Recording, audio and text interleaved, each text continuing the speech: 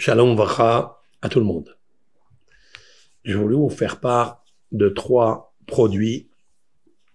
Il y a des épices, il y a des propriétés médicinales dans des produits naturels qu'on connaît et qu'on connaît pas. Je vous parle aujourd'hui d'un tableau complet de 3 épices, 3 choses naturelles. Vous avez 2 dans vos cuisines et une, nous allons parler d'elle, nouvelle, qui aujourd'hui est à la mode. Alors je me suis intéressé pour vous, avec l'aide du Créateur, de connaître tout cela, de faire un tableau complet, détaillé de tout ça. Et je voudrais le dosage, je vous donnerai le dosage qu'il faut. Ça prendra dans ce cours une petite 20 minutes de cours pour avoir un tableau détaillé, complet pour ces choses-là. Il va y avoir aussi le dosage, il va y avoir aussi la séphira, c'est-à-dire l'attribut spirituel, manifestation par lesquelles le prisme lumière de l'Éternel passe et nourrit ces plantes, ou bien ces épices dont nous allons parler. Alors, je voudrais parler du safran dans la Torah. Le safran, c'est charkom. Dans les 11 plantes aromatiques, vous avez charkom, c'est le safran. Attention à ne pas confondre entre le kurkam ou bien karkoum. Karkoum, c'est le curcuma. C'est un peu de la famille, mais ils sont distincts. Il y a des choses similaires, il y a des choses différentes. Je parle maintenant du safran. Le safran est un produit très riche, très riche. Il a des propriétés antioxydantes, flavonoïdes. Nous allons expliquer tout ça de suite. Le deuxième produit, c'est le ginseng. Ça n'a rien à voir avec le gingembre, mais le ginseng, qui est un produit très efficace, comme je vais vous le détailler maintenant. Et le troisième s'appelle le chilajit. Le chilajit ou le shilajit, ça dépend comment ça s'écrit, c'est un goudron, c'est une résine qui se trouve cristallisée dans le sol des montagnes très hautes comme l'Himalaya. Il y a en Chine, il y a en Russie, il y a dans plusieurs endroits là où il y a des montagnes très hautes, où il fait très froid, très frais. Il y a des décompositions organiques par des feuilles, il y a des minéraux qui s'installent, comme nous allons expliquer. Il y a une très grande correspondance, étroite correspondance entre ces 3 propriétés, bienfaits naturels, santé, à savoir le safran, charkom, chaf, resh, chaf, mem, comme ça s'écrit, pas comme le churkam ou karkoum avec vav, non, ça c'est le curcuma. Et la troisième, c'est le chilajit, nous allons parler de ça. Alors, bien sûr, je me suis fait un petit tableau, les critères du safran, d'accord, l'origine du safran, quels sont les principes actifs clés. Vous avez des composés et des composés qui sont clés, qui sont les stimulateurs de la guérison par ce qu'on appelle les bioactifs clés. Nous allons parler de la réduction de la cortisol. Parce qu'en fait, le but de ces 3 plantes ou épices, ou cette résine, je l'appelle toujours le nectar divin. Parce que vraiment, c'est seulement le divin qui s'est occupé de fabriquer ce produit tellement efficace pour réduire le cortisol. Parce que le cortisol, c'est l'hormone que fabrique le stress et il maintient le stress, l'anxiété. Aujourd'hui, le monde entier est malade des acidoses, du stress oxydatif qui tue les cellules, les inflammations sont sécrétées à cause de cela. On va parler des effets sur le stress On va parler des effets sur l'énergie, effets antioxydants et autres bienfaits. Comment on utilise cela? On va parler de la forme de consommation, d'accord? Pareil. Le dosage recommandé. Quelle est la durée pour avoir un effet positif? Quand est-ce qu'on va à partir du moment où on va prendre cette posologie pour le boire, quelles sont les précautions à avoir? Alors, je vais parler d'abord, je me suis fait ici un petit tableau. On va parler d'abord du safran. Alors, le safran, vous savez que son origine, d'accord, il vient de pistil de la fleur de Crocus sativus. Crocus sativus. C'est une plante. Alors, vous savez que cette plante-là, elle réagit dans la joie, elle réagit pour l'expansion de sa beauté, de sa vivacité. Elle est énergisante grâce à la lune. Il y a beaucoup de qualités de safran. Le meilleur safran, c'est celui qui est toujours éclairé par la lune pleine. D'ailleurs, la cueillette du safran, donc de cette fleur qu'on appelle le Crocus sativus, ça c'est des mots en grec et des mots en latin, hein. Eh bien, il faut savoir que nous, on l'appelle ça le safran ou bien le kharqom. En arabe, en hébreu, ça c'est connu. Maintenant, la propriété qu'il a, c'est-à-dire le composant actif clé qu'il a, ça s'appelle le crocine ou la safranale. Bon, ce sont des mots, peut-être que ça nous dit rien du tout, et peut-être c'est même pas la peine de le savoir. Je sais qu'il agit sur moi convenablement. Alors, qu'est-ce qu'il fait en fait le safran dans le corps humain? Alors, il est méchané. J'explique l'hébreu, je traduis simultanément en hébreu, en français, hein, pour ceux qui veulent comprendre. Mais je vais pas citer tout l'hébreu, parce qu'il y a beaucoup de gens qui, quand je parle en hébreu, et j'explique après en français, pour ces personnes, ils sont mal à l'aise. Ils n'ont pas une continuité, un fil conducteur, parce qu'il y a cet hébreu. Mais comme je réponds à ces gens, il y a des gens qui comprennent pas aussi le français, et qui comprennent que l'hébreu. Et convenablement l'hébreu. Donc je suis obligé de dire quelquefois les mots en hébreu pour faire plaisir à tout le monde. Ok? On va faire comme ça, hein? Alors, qu'est-ce que fait ce bioactif, ce composant actif clé? Il module, hein, il module le cortisol grâce à cette propriété-là, à cette substance. Et donc, lorsque il le module, il crée un effet relaxant et adaptogène.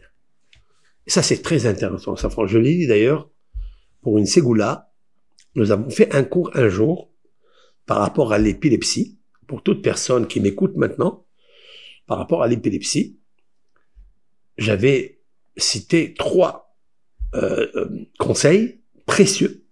Et un parmi les conseils, pour toute personne qui est atteinte d'épilepsie, qui a des convulsions assez fréquentes, successives, c'est de prendre une bouteille de vin. Ça, c'est pas moi qui l'ai dit, je l'ai dit au nom d'un grand kabbaliste il y a 250 années. J'ai nommé Rabbi Shalom Sharabi Mizrahi, qui a vécu très très grand kabbaliste, un des maîtres du Rav Hida dans la mystique juive, ce qu'on appelle les Tikkunei Harashash, Rabbi Shalom Sharabi.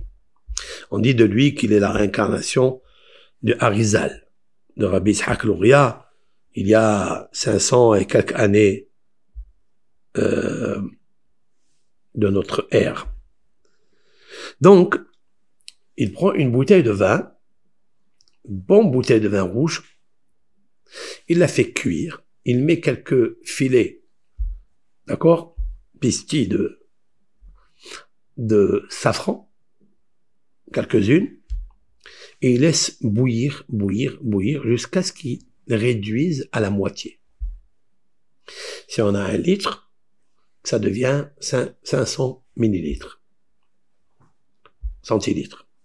D'accord? 500 centilitres. Et là, on donne à boire à ce malade pendant 3 jours. Et le Rav, il certifie que la personne va avoir une réduction de convulsions. Réduction de convulsions. Il dit pas qu'il guérit, mais pour ma part, il y a beaucoup de personnes qui ont suivi ces goûts-là, ça veut dire ce conseil, et grâce à Dieu, il y a une grande amélioration. Pourquoi? En fait, qu'est-ce qui se passe? Ben voilà. Parce que, d'abord, le vin en lui-même, il apaise toute personne qui est amère. La deuxième chose, c'est que le safran qu'il y a dedans, il est modulateur du cortisol. Et c'est très important, ça. Donc, il relaxe. Il est adaptogène. Et ça va très bien avec ça. Donc, toute personne qui a des stress, son humeur, elle est complètement abattue. Ben, pour réguler cela, il faut moduler le cortisol. Et avec ça, tu reprends sérotonine, c'est-à-dire la substance ou l'hormone de l'humour. C'est ce qu'il dit après.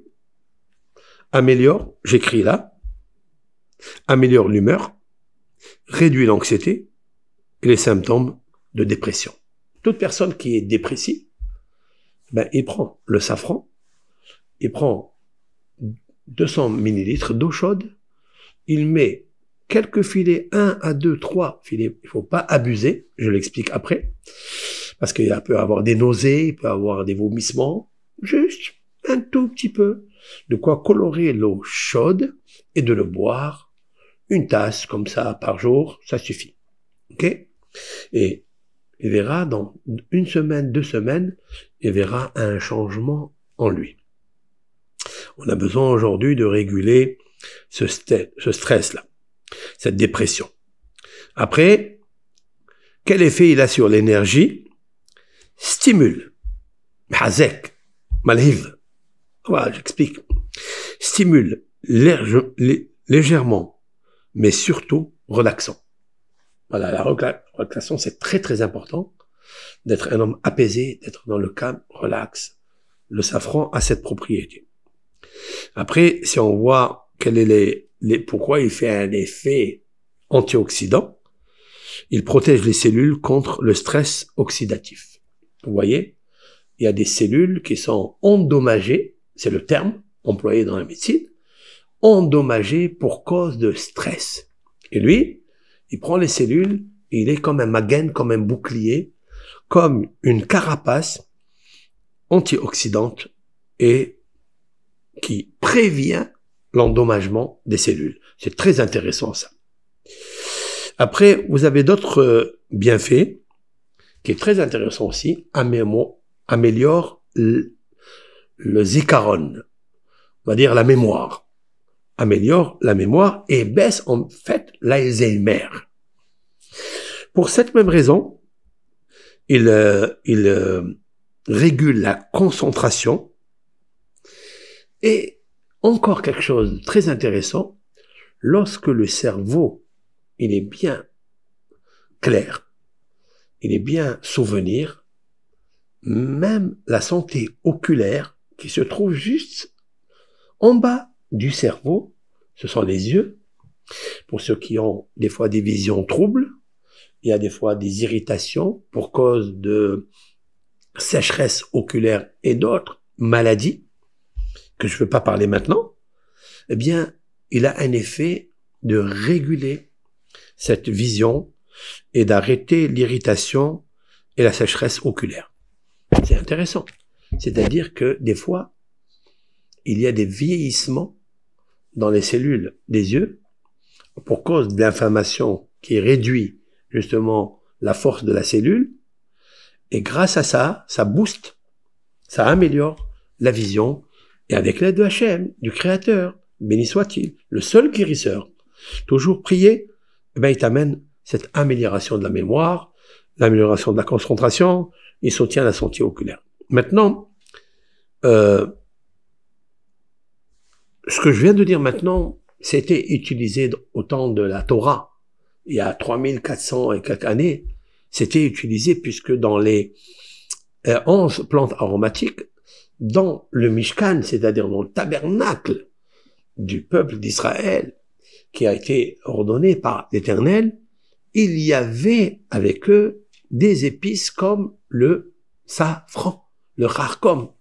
Et bien sûr, ça apporte une odeur extraordinaire. D'ailleurs, quand vous mettez quelques feuilles, quand il y a quelques, on va dire, fils, hein, ce sont des petits fils, vous les mettez dans l'eau, vous allez voir une teinte rouge, une teinte très très belle, et ça favorise, elle a ce qu'on appelle la gvoura, elle a une puissance de venir et de, nous allons parler de la sphéra, quelle peut être la sphère qui dirige, qui nourrit, on va dire.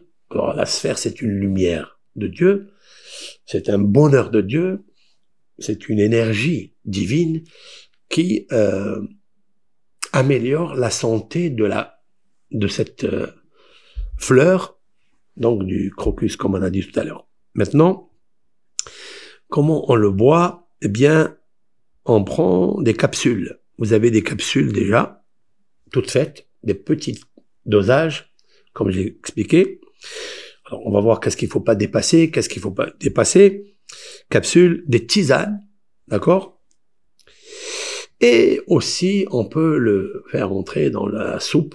Vous avez des soupes de vermicelle, des soupes de semoule, vous avez des soupes tout court de légumes, vous mettez quelques pistilles de safran, et vous verrez que d'abord, ça a une très bonne odeur. Moi, ma maman, elle nous mettait ça dans la dafina. Dans la dafina le Shabbat, on avait droit à quelques fils, et c'est très, très, très bon. C'est culinaire, c'est bien. Alors maintenant, quel est le dosage? Il faut prendre 15 à 30 milligrammes par jour, d'accord? De ces petites feuilles-là, de ces petits fils. Donc il faut peser ça, faut pas exagérer, d'accord? Alors comment on fait? On prend 200 à 400 milligrammes par jour pardon, c'est pas ça. Donc 15 à 30 milligrammes par jour de petites feuilles. Il faut les peser, hein. Il faut les peser. C'est mieux d'acheter des petites dosettes et qui sont déjà prêtes avec le dosage, pas dépasser 15 à 30 milligrammes. Ça, c'est connu. Maintenant, on va expliquer la suite, les précautions à prendre. Il faut faire très attention à ne pas trop exagérer, hein. Il faut pas dépasser 15 grammes par jour. Pourquoi? Il y a un risque, et surtout les femmes qui allaitent et les femmes enceintes, il faut faire attention, risque de toxicité, et ça c'est pas bon du tout. Alors maintenant, quelle est la séphira? Quelle est la lumière divine, énergétique, qui nourrit, on va dire, les plantes de la plante, de la fleur du safran? Elle s'appelle en hébreu Tiferet. Tiferet, en fait, c'est l'harmonie. C'est l'équilibre. C'est justement, le safran favorise la paix intérieure et l'harmonie émotionnelle. Vous savez que les émotions créent des fois les stress, sont oxydatifs, ce sont tout les émotions. Donc, la Tiferet, c'est balance, c'est l'harmonie, on va dire, c'est Yaakov Avinu. Lorsque le corps, il est dans Midat Hadin, lorsqu'il y a un ouragan à l'intérieur de nous, lorsqu'il y a un tsunami qui est à l'intérieur de nous, on ne sait plus où aller, il faut réguler, il faut balance, contrebalance. Eh bien, le safran, le charkom, eh bien, il te donne cette tiferet, cette harmonie, cette balance, cette symbiose qui est entre le corps. Et ça, c'est très, très intéressant. Alors ça, c'est pour le safran. Nous allons maintenant parler du ginseng. Le ginseng, lui aussi, d'accord, c'est une racine. Voilà, c'est une racine qui est comme celle du gingembre. Ils n'ont pas les mêmes effets, les mêmes propriétés, ils n'ont pas les mêmes bioactifs, clés, Ils sont différents, mais ils apportent à peu près, l'un c'est digestif et l'autre c'est pour l'humeur. Nous, on cherche à baisser le cortisol, à baisser le stress, à baisser les inflammations oxydatives pour arriver à réduire ce cortisol-là. Alors, il faut savoir, il a ce qu'on appelle une propriété, elle s'appelle ginsénoside. Voilà, j'ai cherché dans le livre, elle s'appelle ginsénoside. Bon, ça veut dire ce que ça veut dire. Il y a le mot ginseng, d'accord? Et donc, peut-être ils ont ajouté quelques mots, nocide. Ginseng, nocide. Très bien. Maintenant, qu'est-ce qu'il y a de particulier dans cette plante qui est merveilleuse? Elle ressemble un petit peu au safran. C'est la raison pour laquelle je vous dis, ces trois plantes, elles sont inséparables. Et vous prenez ça, vous verrez, avec l'aide de Hachem. Qu'est-ce qu'elles font? Alors, elles aussi, elles réduisent le stress et le cortisol. D'accord? Par cette bioactive. Donc, elles agissent, d'accord? Ces propriétés comme un adaptogène. Et ça, c'est très important. Maintenant, le deuxième bienfait qu'elle a, Magbir, on va dire, comment on va dire Magbir? Augmenter. Elles augmentent la résistance au stress, équilibrent les niveaux d'énergie. Ça, c'est bien. Alors, quand il y a un dysfonctionnement énergétique dedans, alors on a besoin de régulateurs, on a besoin de modulateurs. Le modulateur, le régulateur, c'est lui. C'est le ginseng. Et donc, qu'est-ce qui se passe après?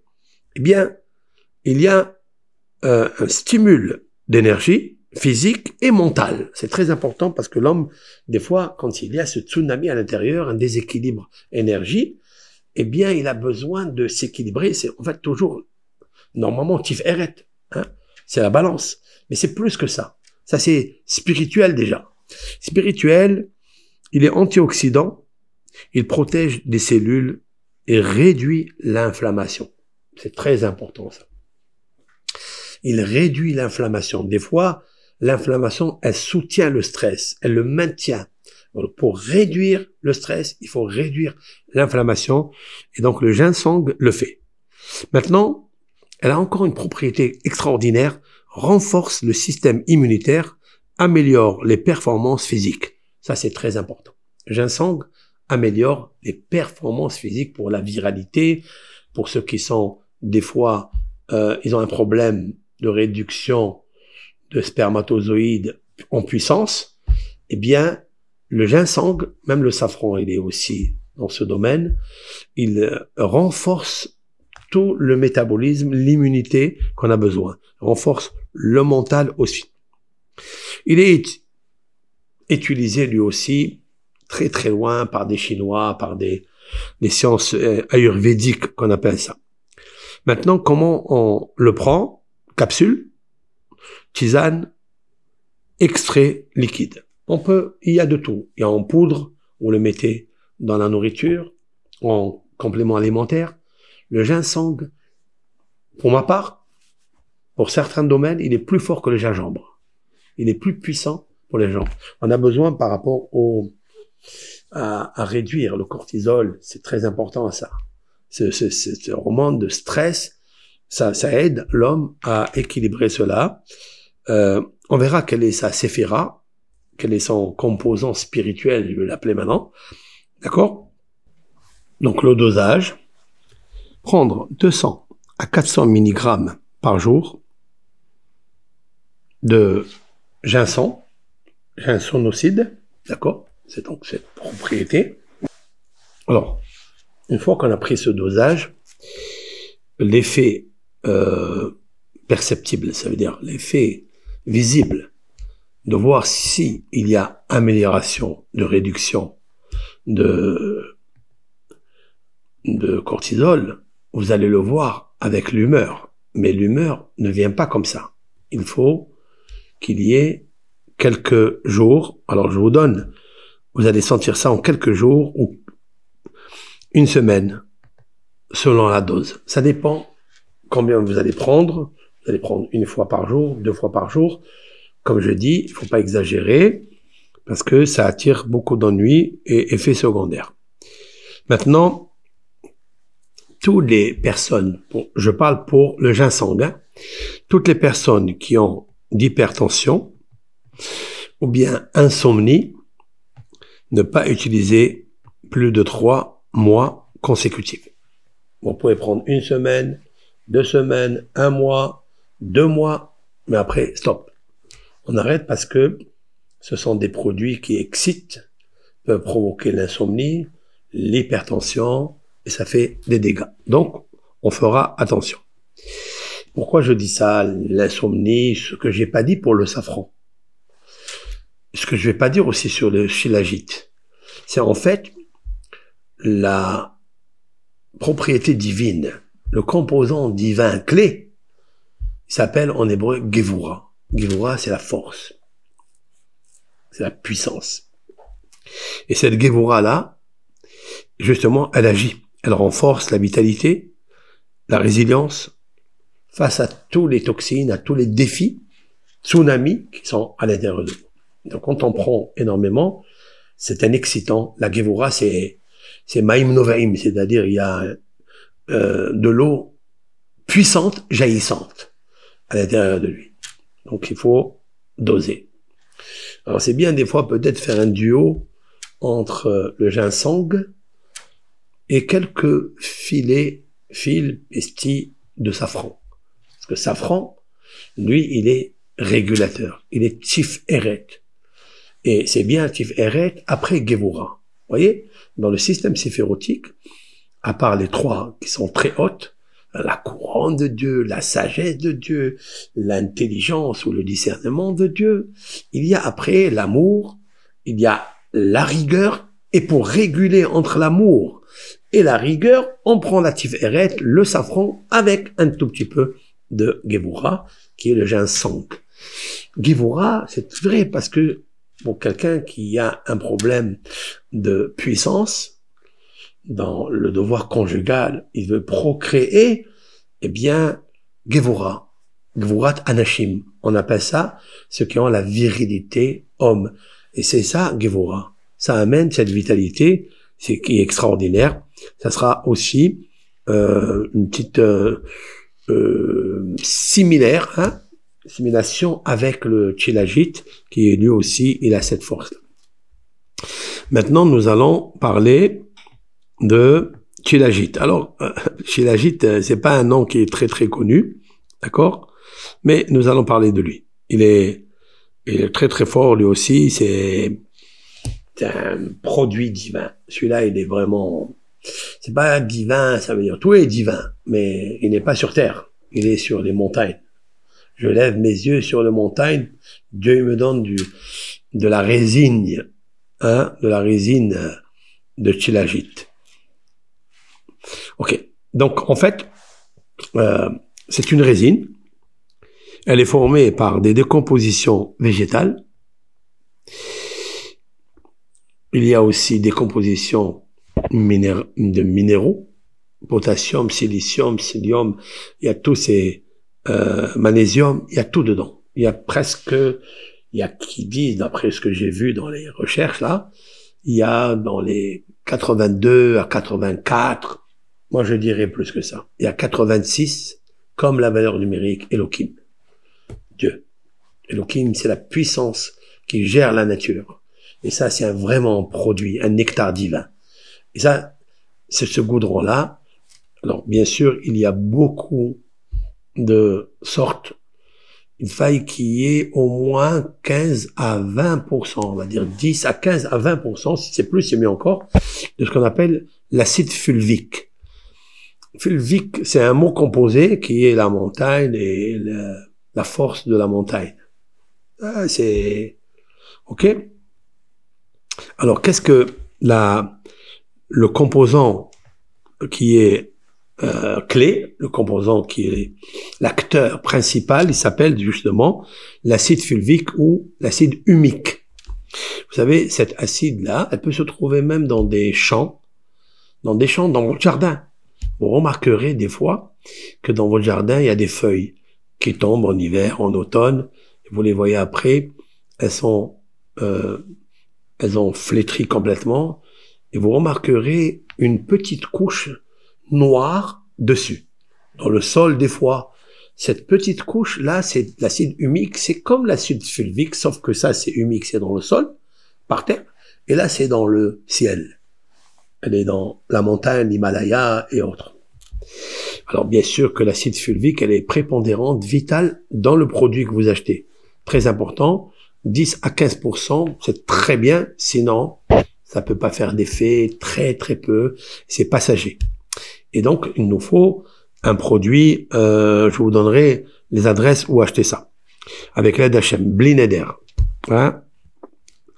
Maintenant, donc cette résine naturelle, elle est formée de décomposition organique, végétale ou bien minérale.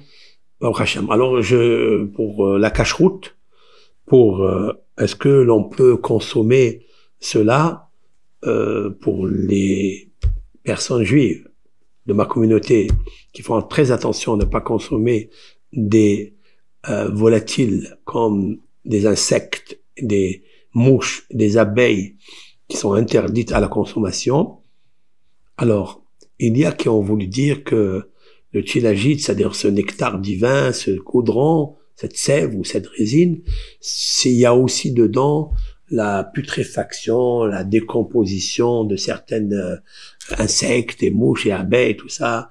Il y a qui ont même sont allés très très loin, ils ont dit ce sont les excréments de chauve-souris, mais combien c'est très loin de la vérité. C'est pas vrai tout ça. Quelle chauve-souris, Donc, bien sûr, il nous faut un endroit cachère, il faut une certification, d'accord, authentique de ceux qui récoltent, de nous dire exactement, authentifié par. Pour l'instant, la plupart des scientifiques ne pensent pas à cela. Donc, je pense pas qu'il y a un problème, sauf dans certains cas. Mais, vous savez, même s'il y avait une décomposition qui est animale, d'accord, volatile, on va dire. Donc, c'est interdit. Mais il y a une loi dans la Torah qui s'appelle Ze Veze Gorem. Lorsqu'il y a deux produits qui ont créé une recette, et ces produits-là, ils sont cachers. Il y a du cacher comme le végétal, comme le minéral, il est cacher. Et il y a d'autres volatiles, insectes qui sont interdites, et ils se mélangent ensemble. Ze Veze Gorem, les deux, ils ont provoqué la chose. Donc, on goûte pas exactement le goût d'insecte ou le goût. Il s'est décomposé, il s'est complètement, il a disparu en fait. Il n'y a plus de goût interdit. La Torah interdit le goût d'insecte, le goût de profiter. Quel profit il y a ici? Il n'y a pas. Donc, halachiquement, je ne vois pas où se trouve, sauf si l'hypothèse que ça soit tous les excréments de chauve-souris, alors là, je souris. D'accord? Mais c'est très loin d'être vrai. Donc, je reviens à ça. Pardon.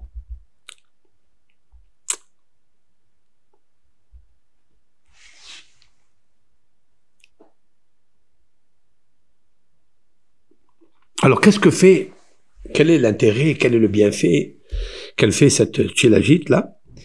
Après avoir fait des recherches, diminue le cortisol. C'est magnifique. Voilà. En fait, l'acide fulvique est une réponse au stress, à l'anxiété. Donc, elle guérit donc la personne de son stress.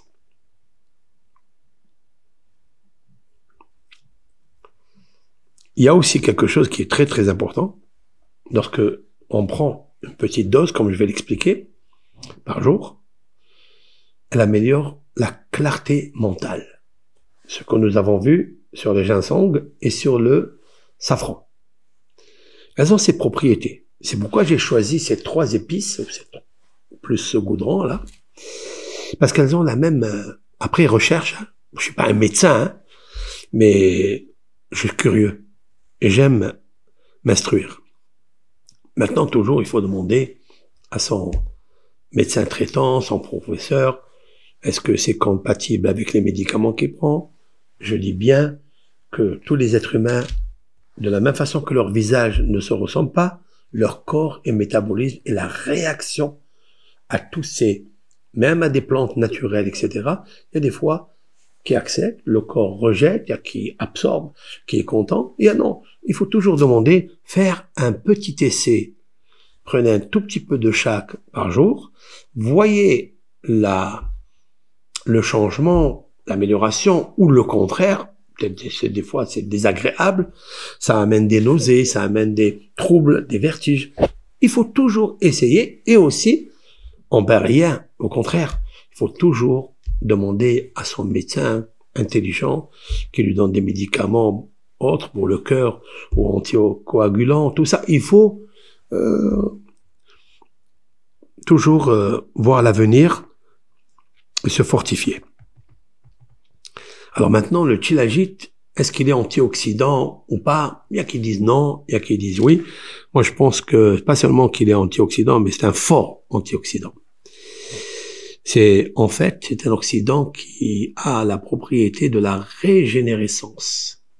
Toutes ces maladies dégénératives, eh bien lui, le Shilajit, le safran aussi, pareil, et le ginseng, pareil. Ils ont cette force-là, protègent les cellules. C'est un magen, c'est un bouclier pour les cellules.